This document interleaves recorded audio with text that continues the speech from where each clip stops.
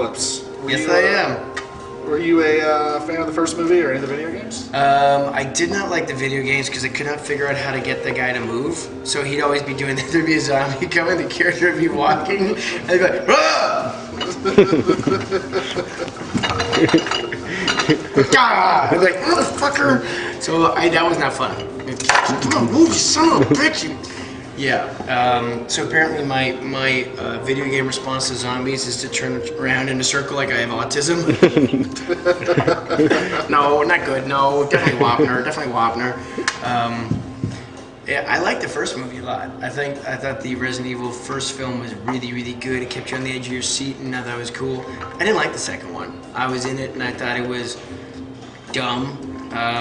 If the lickers in the first movie can tear open half of a subway train that's designed and armored for this type of shit, and then she takes on 3 of them, it doesn't track.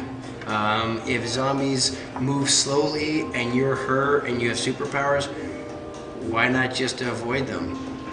I mean, I don't get it, you know? And at the end, so she turns into Akira? Like, I don't, or she's like Christopher Walken from Dead Zone. You know, I didn't understand. And doing the movie, and again, I'm dead, so they're not bringing me back, so fuck you. The writer was fucking lost. Like, I liked Alien vs. Predator. I think it was exactly what I wanted to go see. It was like the comic book, and it had some cool fucking moments. It had like sort of an homage to the black dude who's also in Resident Evil, the first one. Remember when he gets sliced by the lasers? Because that was awesome, right? And then the Predator hits him with that net, and it starts going in on his face and cutting him. Yeah, am I wrong? It's an homage, yeah? Looks similar. And I thought that was a good film, and it's the same writer who was the director of Resident Evil, and it seemed like they just fucking called in Resident Evil Apocalypse. Like, the dialogue was so stupid, and the story, it's like, yeah, I didn't care for it. I had a great time shooting it. I love Mila. I think she's awesome. We're very good friends. Ben Moody, I met Ben Moody in the film. Ben Moody's the guy from Evanescence who wrote all the music and played lead guitar and then quit the band. And if you watch the film, there's a scene where we duck, I'm behind a car, I'm shooting, and then the explosion goes off, I go down like this, and I look back, and I look away. This is slow-mo, this is my slow-mo face. Right? And then the 2 other heroes are getting up raggedly, because you know, they're like, ah, God. That's a slow-mo face. And then behind him comes Zombie Man. And I'm here, and I go, whoa, bang, and I shoot him. But that's all. It's really cool. It's like some special effects and money in it, not like this. And I shoot him right in the forehead. That guy is Ben Moody, and he's my producing partner. So we work on making movies together, and we've been working together for 3 years now. So to me, Resident Evil was very, very good to me. And it was fun, but I think the 3rd one was cool. Did you see the trailer? Yeah, I saw the trailer. The trailer looks kick-ass. And they do that, like even on Resident Evil Apocalypse, they had a great trailer where like the person turns to a mommy after they put it in there, and then you see the movie and it's like, well, what do you think? What's that? Like, it was decent. I thought, like you said, the first one was better.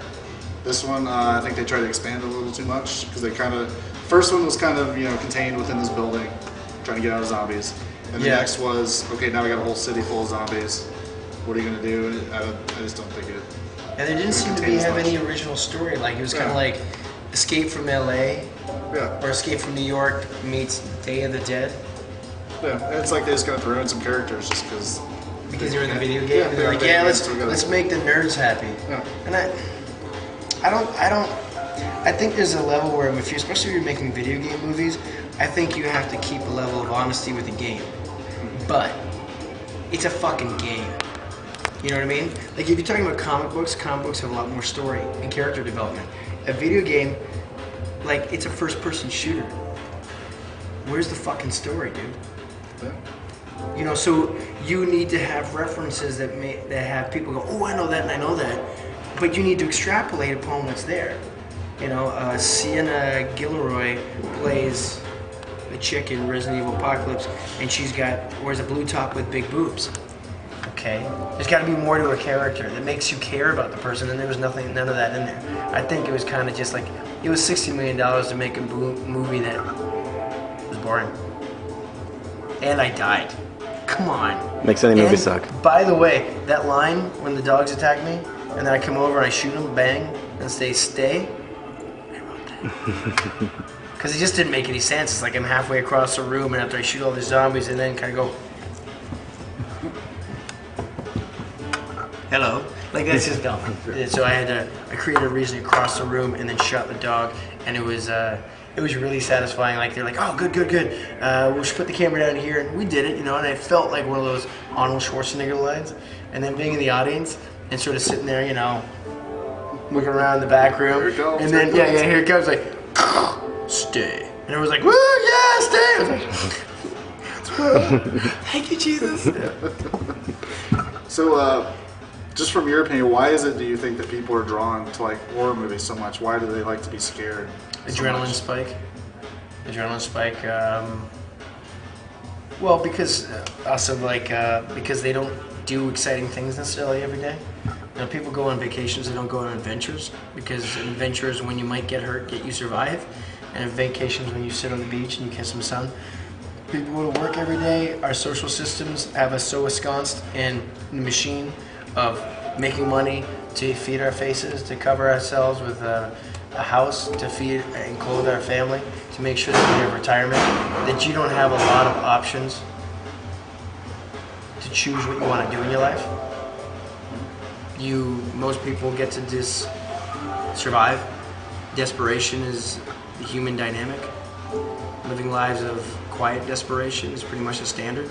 So when you go to see a film, you go to have a vicarious experience. Very cool. It's sad but true. But it's always been the human condition. Boy, that's deep as shit, right? It was intense.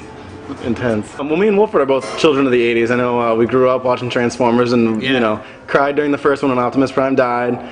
Really heartbreaking. Had all the toys, had all that fun stuff. So I just wanted to ask you, you know, you starred in the new Transformers. What was it like working with Optimus Prime? Was it as nice as he seemed on the TV show? Yeah. Well, you know, Optimus and I, we don't have a lot of scenes together, but our first day on set, I stopped by the craft service table and he was having a can of oil, and I was like, hey, what's up? You know, and he's like, nothing. And I said, hi, I'm Zach. He's like, hey, Opt. And then, you know, we had a couple long days, and then we ended up going to a bar, and he just got hammered on ethanol. It's a corn alcohol. Right. He used to power NASCARs. He's a good guy, you know, he's got little kids. He brought them to set. They look like computer parts to me. But you say they're cute. I mean, no matter whose kids, they open the wallet. Of course, this time the wallet's a suitcase, and it's huge, and he's Optimus Prime. A little bit of an ego, you know, constantly having makeup come over with an airbrush and touch up his flame job. But not a bad guy. He's a good guy. He plays golf well. Who would expect it? Really good backswing. Oh, fucking. We stay in touch, you know. We just used to sit and watch the game outside. Of course, it doesn't fit in my house. Yeah. So what can you tell us about the movie Repo that you did with Jason Mewes? It sucks. It's not good. No. Repo, although you're thinking it's Repo Man. That's what I thought. So did I. Like, is it Repo Man? I know. We looked Is and it it? wasn't. Because you know what? That makes me think we should do a sequel to Repo Man now. Because I should piggyback off of the press of Repo. Because Repo is like a romantic comedy, kind of like Swingers meets something else funny for your age demographic. I don't fucking know. Clerks? Sure. Because Jason Mewes is in it. That's perfect. What do they do there? There's one that John Heater's in with Billy Bob Thornton, and the poster, he said Blockbuster now. School for Scoundrels. Yeah, he's like, it's like Napoleon Dynamite meets Bad Santa. Like, you got nothing else? That's your marketing, guys? Well, that guy's from Bad Santa. That guy's from Napoleon Dynamite. I got nothing. Repo's funny. It's a little crime romantic comedy. So it's kind of a heist movie. And Jason Mewes is a funny guy. He's the first one who'll tell you. He's like, man, I can't act at all, but I'm really good at just being me. Yeah. What about Dead and Gone? Dead and Gone is going to be good. Dead and Gone is going to be really good. Dead and Gone is going to be that little horror film that could and does and did, and it's really cool. There's a bunch of really good special effects guys in there. Actually, what's that kid's name? Dan Crowley. Dan Crowley used to work with Captive Audience Productions, which is now Drax Studios. Dan Crowley did some amazing work on that thing. Ben Moody is in it, actually, and there's a scene where he gets his head cut off, and Dan made the silicone head. It's fucking awesome looking. And of course, you know, Ben got to keep it. So everybody and their brother was like, hey, look, the head. Yeah. It's a good script. It's a good script. It's a good story. It's well acted, good dialogue, good premise, nice and creepy, works with the expectations. I'm excited about it. I didn't have a huge part in it. It's one of those things where I do a goofy cameo. And here's another thing, like you asked me about parts. I basically played my dad in the 70s. I played a weatherman, and I did it with a bushy mustache and his glasses, and kind of like, hey, how's it going over there? And it was great because I got to make fun of my own father, and he's going to punch me right in the face. But yeah, I'm excited about that one. That's going to be the little cult horror film that does well. Cool. Another film I want to push. This isn't a horror film, but I do want people to go see Trade. It comes out in April. I think good little story for Trade.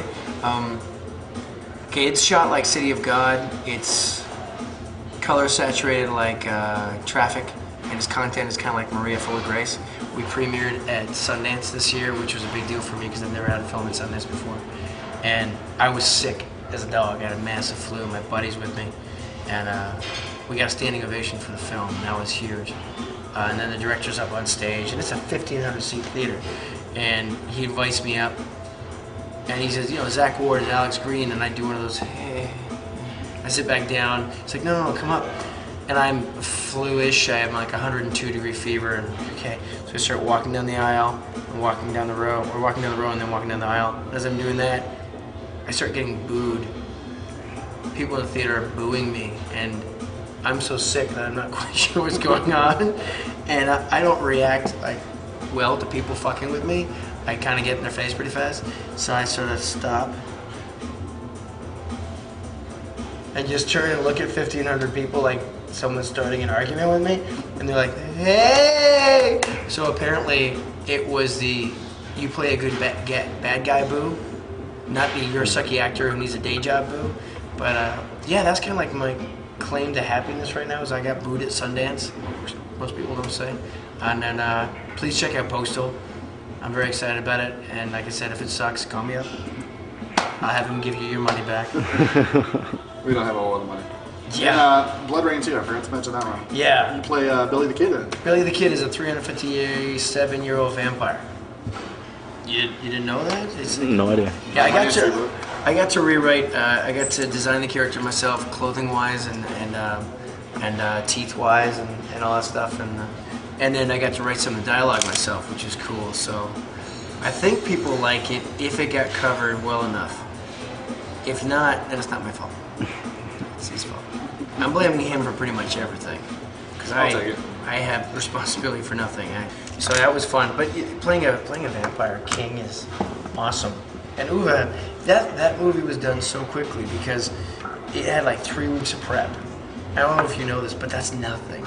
And it had to do with the German financing. All these funds were changing in Germany, and for them to get the tax incentives for the end of that year, it had to be done now. And although we, like I said before, we watch movies because we love them, they make movies because they make money, so there's a bunch of investors who need their tax incentive now. And you still have to make the business work. So this movie had to be made really fast, and so I got to design the character's clothing and come up with the idea for the wig, and then stole the makeup from Interview with the Vampire, so it was so pale with thin blue veining. That's vampire, you know.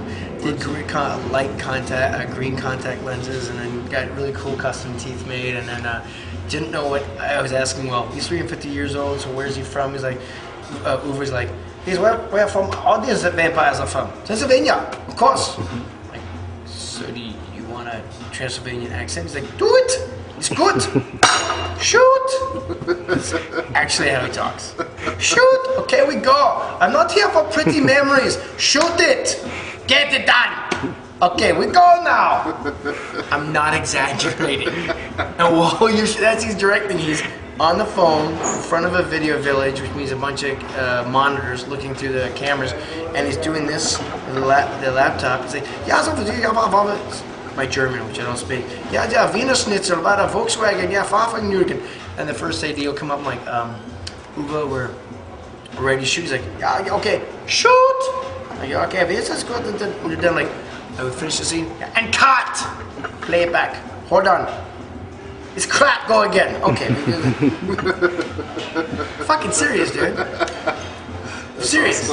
So that's why BloodRayne sucked ass so bad.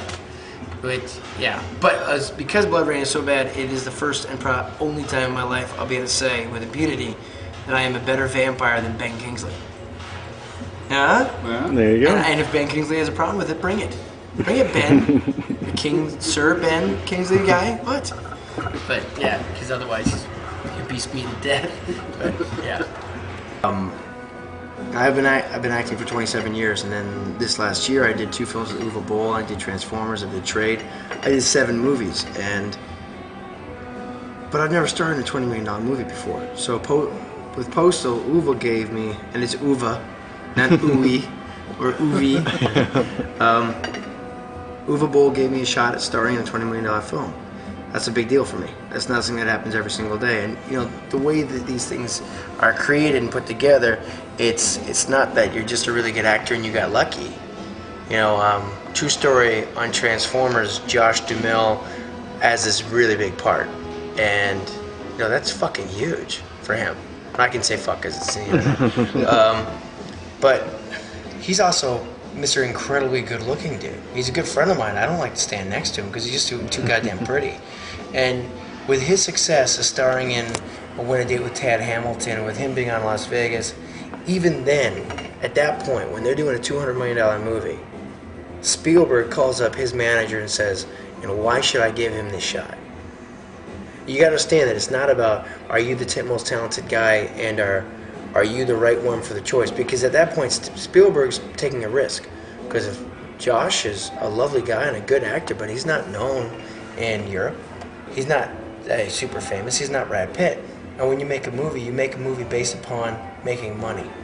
You and I, we go to see a film and we geek out, we nerd out, we put on Batman costumes when we're 12 years old, we dress up like Spider-Man and we pretend to be Jason from Friday the 13th. But producers don't do that. Studios don't do that. They don't care about any of that stuff. They want to make cash. Otherwise, they go upside down and you never hear from them again. So they look at a situation and say, this person, this actor is known in Europe, so we can get foreign pre-sales from our distributors. If not, what are we risking? So for someone to take a risk on me and put me in the starring role of a $20 million film, it's huge. So what I'm doing this year is, as opposed to buying a new car or some shiny new clothes, I'm putting my money into publicity so that people know who I am, as opposed to saying, wait, you're that guy who, didn't you go to my high school? Did you date my sister? You owe me money. And that shit happens to me all the fucking time. And I need to transition because I'm kind of like this American legend that no one knows the name of because of A Christmas Story, and they see me every year and they want to give me a hug, but they haven't a clue. I had people over here say, so what, have you been doing anything since? I'm like, no, I live under a rock, you idiot. And it's tying those two worlds together because A Christmas Story has created a tipping point where all of America has agreed that it is the classic film for Christmas. And I don't take any responsibility for that because I didn't write it, and I wasn't the director, and I was a 13-year-old kid. But I got to be part of it, and I'm trying to connect the two dots. Does that make sense? Absolutely. So I need as much help as I can get. Mm-hmm. So I want everybody to go see Postal, and if you don't like it, email me and tell me why. And I'll actually return the email, and I'll tell you if I think you're right, or if I think I screwed up, or if I think it was re-edited badly, or whatever. But you'll have, for the first time, usually the people on the internet have an opinion, and no one actually responds. I'll tell you exactly what it was like to shoot that scene on that set, on that day that you watched, and I can tell you what was right with it and what was wrong with it, and I'll fight you if I think you're wrong. But if you're right, I'll say I'm sorry.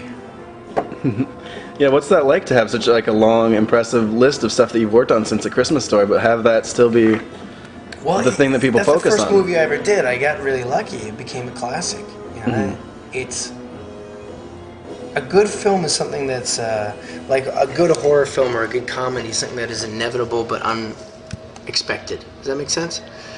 You gotta want to know that the monster is there, that the bad guy's there, and you expect he's coming through. Like in The Hills Have Eyes, you know, and they're doing the big chase scene where I can't remember the character's name, but he's got the bat or the machete or I think it's a sledgehammer, and he's chasing the guy, and the guy pushes the bathtub up against the door, and you got the nice pacing. Like, boom! The guy comes through the wall. So you know you're waiting for him to come through. It's inevitable, but it's unforeseen. So with comedy and horror, it's the exact same thing. When it comes to Christmas Story, it's tying into what everybody shares. It doesn't matter if you're white, you're black, you're Chinese, you're Jewish. You were a kid, and if you were a kid, you wanted something for Kwanzaa, for Hanukkah, for Christmas, whatever. And 9 out of 10 people were disappointed sometimes in their life. So if you were a child and never disappointed, you can relate to A Christmas Story. So that's why everybody gets it. Again, that had very little to do with me, and I just got really fucking lucky.